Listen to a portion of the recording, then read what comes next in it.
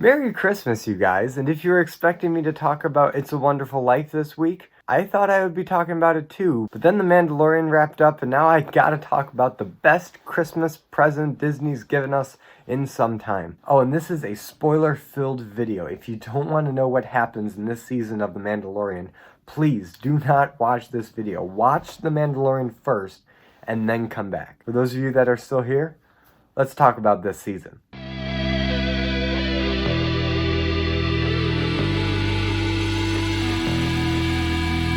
The Mandalorian Season 2. So for this video, I'm only going to be talking about what's happened in Season 2. If you want to hear my thoughts on some of the characters and developments that happened in Season 1, well, I've got a video for that too. But for the sake of this video, I'm only going to be talking about Season 2. And what did I think about it? It was really good, but to start off, I want to talk about the first two episodes, The Marshal and The Passenger. These two episodes were good, and The Marshal was definitely a great introduction for this new season. But as for continuing the story of the first season, these two didn't have a whole lot of weight. They were pretty episodic. They were kind of like side quests in a video game. Mando goes to a planet, meets some people, does some stuff, and then leaves, and you never hear of them again. Which is kind of a shame, because even though the Marshal doesn't really have the Boba Fett anymore, I did enjoy his performance, and I would have liked to see him come back later in the season. Or maybe they're saving him for Season 3, I don't know, but it seems kind of like a waste. But even so, these first two episodes were incredibly entertaining. We got to see Tatooine again. We got to see a crate dragon for the first time ever in live-action Star Wars. And I was having a great time with Mando and Baby Yoda palling around the galaxy together. But now let's move on to the next two episodes, The Heiress and The Siege. This is when the show really started picking up for me. The Heiress was a great episode, had some really awesome Mandalorian action, and we finally got to see Mando interact with some true Mandalorians. You know, the Mandalorians that aren't afraid to show their face. And who better for Mando to work off of than Katie Sackhoff herself as Bo-Katan? And this is one of those cases where seeing Katie Sackhoff in live action in this role is just as satisfying and fits seamlessly with how she's represented in animation. It was great fan service, but it also served to move the plot forward. We know that she's looking for the Darksaber, the same legendary sword we saw at the end of the first season in the hands of Moff Gideon. And we also learned that Mando is not a normal Mandalorian. His code of hiding his face is an extreme position that most living Mandalorians at this time don't agree with. And it was cool to see his religion and his code get questioned in that way by people of more or less his same faith. But then during the next episode, we get to see Carl Weathers and Cara Dune team up with Mando, once again just like the old days, and they're always a joy to have around. They're such a great crew. And it's in this episode where we get a lot more information about Gideon and the Empire in this post-Empire world. And through this episode, we understand that Moff Gideon is trying to get Baby Yoda for some genetic cloning, possibly to create a Snoke or bring back Palpatine like they did in Rise of Skywalker. I have no idea what their long-term plan is for this whole cloning thing, but you definitely get that sense in this episode. And that's really cool, and that helps, again, push the plot along. But now we get to some of my favorite episodes of this season. Episodes 5, 6, and 7. I'm going to save episode 8 for later because there's a lot that I want to talk about on that. But for 5, 6, and 7, these are some of the best episodes ever. You get the Jedi, you get the tragedy, and you get the believer. And these are so good. These are very smart Star Wars stories being told. In the case of the Jedi, we get the first live-action appearance of Ahsoka Tano, played incredibly well by Rosario Dawson. This is perfect casting if ever I saw it. She's the right age for what she would be at this time, and she can really move and swing those lightsabers. And this episode really serves three functions. First of all, Baby Yoda gets a name. His name's Grogu, which I'm still probably going to call him Baby Yoda for a long time, but Grogu is a cute name, and it does make sense. You have to name the child something. And Grogu's adorable, and it's kind of like Yoda, but not really. It's a perfectly good name for him, but just because I've been saying Baby Yoda all this time, it's going to take some getting used to. But also, this is the first time where it looks like Mando's quest is about to be completed, where he's going to give up Grogu for a Jedi, because like he said in pretty much every episode, he's been quest with taking this child to his people. And because there's not a whole lot of Jedi left, we all thought that he was gonna have to say goodbye to Grogu about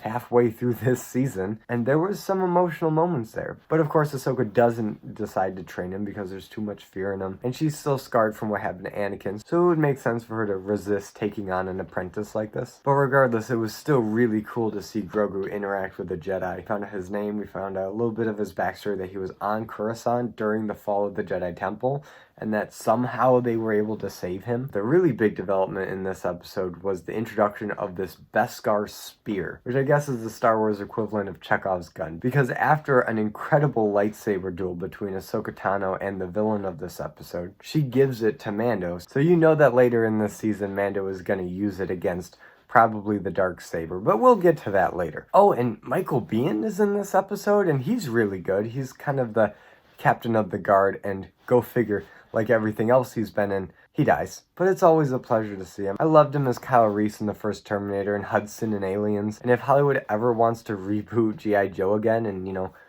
do it better, there's your Duke. But anyway, moving on to the next episode, The Tragedy. And this was one of the coolest episodes ever. It was directed by Robert Rodriguez, and who else would you pick to direct a Boba Fett-centered episode? So let's talk about Boba Fett for a little bit, because I haven't really talked about him. He did make an appearance at the end of the first episode, and here we see him actually get his armor back. He's got Ming-Na Wen with him as like his backup, and he suits up and takes out just so many stormtroopers, and he uses full range of his abilities. He uses his cable, he uses his blasters, he uses his knee pad missiles, which I didn't even know he had those, and of course he uses his missile backpack to take down the fleeing ship in a maneuver that honestly reminded me a lot of Rogue One, where one of the ships get hit, but then it crashes into another ship, taking them both out. This was a really great Boba Fett episode, and reinforces why so many Star Wars fans love him so much, and why we're so happy to see him come back. Because even though Boba Fett was great in the original trilogy, he didn't get an opportunity to do a whole lot. And all of us fans knew that if given the opportunity, he could do some really awesome stuff. Like I said, he's got knee missiles. The dude is armored to the nines. I was so happy in this episode that they took advantage of that. But as exciting and thrilling as this episode is, it was pretty heartbreaking to see Grogu get taken away at the end of the episode without any resolution. He was abducted by Moff Gideon, and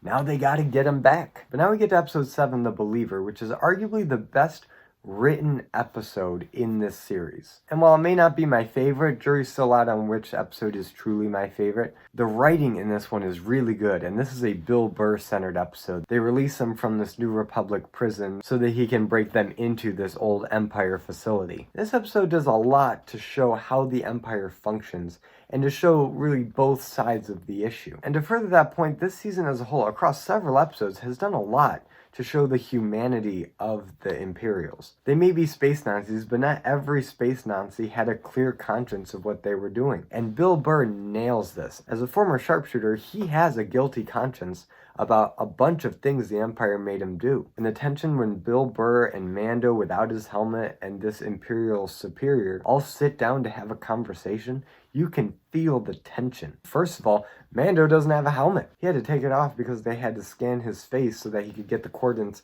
of Gideon's ship. But if that wasn't tense enough, these three individuals with very different ideologies are sitting around trying not to shoot each other until Bill Burr just can't take it anymore and he has to shoot the Imperial. But for me, the best part was when the three of them were just sitting there and you could feel the tension in the room. And you do get a better explanation about what the Empire does and believes. But now, oh boy, let's talk about this finale because there is a lot to talk about. So the finale is called The Rescue. And like you might have guessed, this episode focuses around the rescue of Grogu from Moff Gideon. And for this finale, Mando goes around recruiting his team. We've got Cara Dune back at it again. We've still got Boba Fett. We've got Fennec Shan. And we've got Katie Sackhoff coming back with her Mandalorian friend. Because as we all know, Bo-Katan really wants Gideon's Darksaber so that she can, reclaim Mandalore. So they all get together. They steal an Imperial shuttle and create an elaborate plan how to sneak into Gideon's cruiser. Which of course doesn't work because Gideon's no idiot. He recognized Bo-Katan's voice when they request to land. And so they sent out TIE fighters. And I just love the way that they deployed the TIE fighters in this ship. You really get a sense of momentum when you see these things accelerate out of the ship. It looks like they're being shot out of the barrel of a gun. They're just moving so fast. But the TIE fighters aren't really a threat. They break in okay. They start clearing out stormtroopers like they're nothing until Gideon deploys the Dark Troopers. Now the Dark Troopers have made an appearance before in a couple episodes, but we really didn't get a chance to see them do anything. The most they've ever done is just fly down, grab Grogu, and take him away. But here we really see what these things are made of, and they're droids. They honestly look like if you took the Silence from Battlestar Galactica, threw in a little Darth Vader, and added a little T-800 Terminator skeleton for good measure. Now you're starting to get a picture of what these things are capable of. And when I said throw in a little Terminator, these things move and act like the Terminator skeleton. Their armor is nearly indestructible, they move very specifically and with purpose, and they're determined. They will keep punching the same spot until it breaks, because like Kyle Reese said in the Terminator, it absolutely will not stop until you're dead. But not only do these Dark Troopers look amazing and act amazing, they are shot really well. There's a moment where Mando lights up his flamethrower inside the guts of one of these Dark Troopers, and you see the flames going up out of the breastplate and encompassing the face, and it looks so intimidating. It's like he took that compilation I said before and just threw in Ghost Rider on top of it. That visual is just so cool. But eventually Mando is able to defeat this Dark Trooper with Chekhov's spear, and finally arrives at the cell where they're hiding Grogu. And wouldn't you know it, Gideon is right there with the Darksaber, waving it right over Grogu's head. And for me, I felt like Jim Gordon at the end of The Dark Knight. Stop pointing that gun at my family! But now we finally get the fight that this whole season's been building up to. Moff Gideon with his Darksaber and Mando with his Beskar spear and armor. And who do you think wins? Of course Mando wins. He beats them, he grabs that Darksaber, and please, can that just be a poster or a hot toy or something with Mando holding that Darksaber? That's another just incredible image that I want to see more often. But of course he doesn't kill Gideon, he brings him before Bo-Katan, offers up the Darksaber, but Bo-Katan can't accept it because it's something with Mandalorian culture that has to be won in battle, and because Bo-Katan lost it in battle, she needs to fight to get it back, and it's a little complicated and not that well explained, but I am interested to see where they go in the future and how that gets handled. But before we can really worry about that situation, the Dark Troopers are back because after Mando blew them out of an airlock,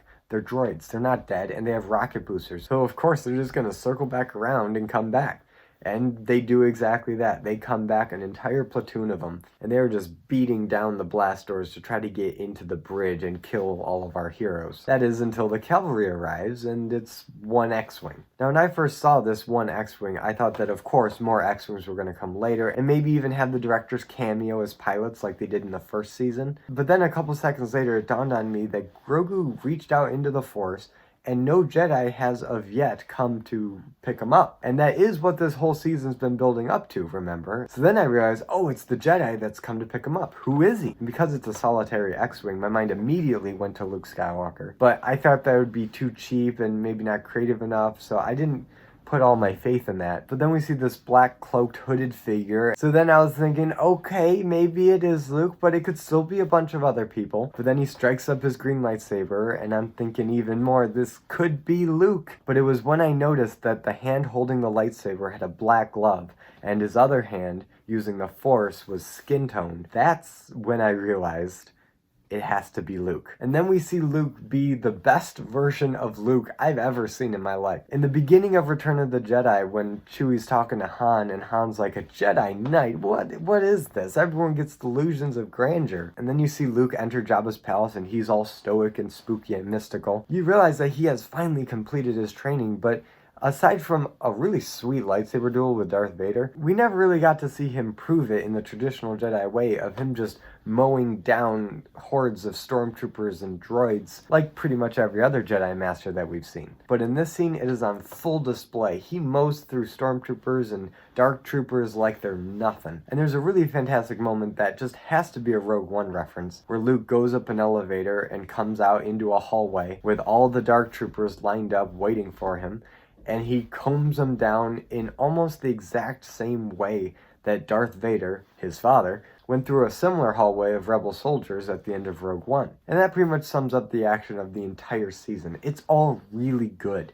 All the fights, all the choreography, all the action set pieces, the way they're filmed, all of these directors did such a great job at visualizing action in a Star Wars setting in unique and creative ways. And it was at around this point when I started wondering, are they going to show Luke's face at all in this, or are they just going to keep it a mystery, or are they going to get someone like Sebastian Stan to play a young Luke? And they did kind of what I didn't want them to do. They did a de-aged, deep fake Luke face. And while it looks okay, I feel like Disney has used that technology a bit too often with Star Wars specifically. It was fine when they did it for Tarkin and Rogue One, and For the Marvel movies, they do it pretty darn well. But for some reason, when they try to de-age Luke, and especially Princess Leia, it just doesn't look quite right. I was really hoping that they could have gotten a younger actor to be a stand-in for Luke and not rely so much on that really impressive, but not quite ready de-aging CGI. So of course Luke is there not just to rescue them from certain death, but to take Baby Yoda away with him to be trained as a Jedi. And this is where we get the most heartfelt moment of the whole show, and I was so glad that it ended with this scene, because there was no way that this show could have topped